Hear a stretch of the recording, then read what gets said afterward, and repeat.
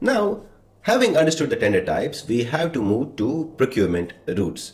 So tender type is about what? It is about competition, and procurement route is about responsibility. It answers one key question: who is responsible for design? And depending on that, risk changes massively. There are three basic procurement routes: design, bid, build, design and build, and EPC or turnkey. Now let's look at them one by one briefly. In DBB, the client will appoint a consultant, the consultant will complete the design, and the contractors will bid based on the completed design. And we contractors obviously are responsible for execution. This is the traditional method. This is very common in public projects, because in this case, the client, the government, they want control over the design.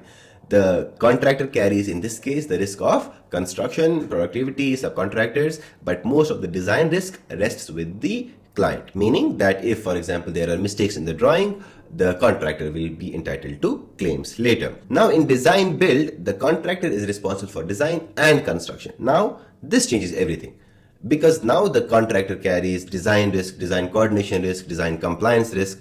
This is common where the clients want speed, because in this case the design period and the construction period, they can overlap. The reality here is that the contractor has to take into consideration and price design fees, approvals, design changes, design liabilities, etc., etc. And now EPC means what? Engineering, procurement and construction.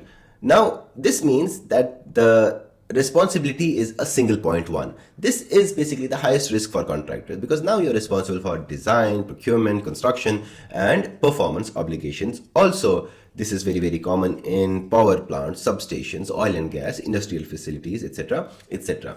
In this case, you are also responsible for the performance. For example, the output capacity of machines, the efficiency of machines, the commissioning results. So when you price this, you must include performance testing, commissioning, warranty risk, etc., etc. Now, the key message here is what? The procurement route will change your risk, and risk will change pricing.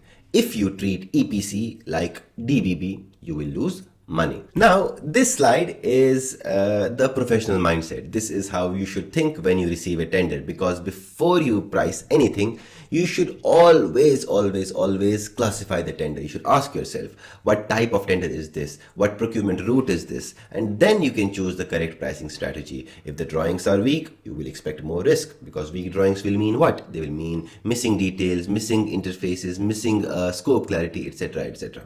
For example, in fit-out tenders, the drawings are often weak. You might only receive concept drawings, mood boards, etc., etc. Then after award, the design develops. So if you do not protect yourself with assumptions, you will absorb scope growth. If the program is aggressive, you will expect more penalty pressure, because aggressive programs are going to mean what? They're going to mean overtime, night works, acceleration costs, etc., etc. For example, a client wants it in 60 days. Procurement alone takes 45 days. So the program is impossible. If you accept this, the LD will become guaranteed. And now if it's an open tender, you'll expect what? You'll expect low margins. You'll expect compliance traps. For example, we said it earlier, bid bond is one of the most common reasons for disqualification. So your tender strategy must include very strong admin checks, compliance checklist, strict document control, etc., etc. So the mindset is simple.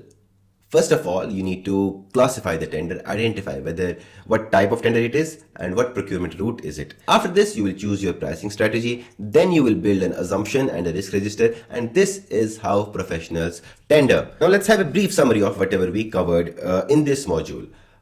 Tender type is how the competition is structured. Open tenders mean what? They mean high competition. They mean low risk. Selective tenders mean what? Controlled competition. Healthier margins. Negotiated tenders mean what? Speed, trust, but also very heavy price pressure. We also learned that procurement routes will change risk.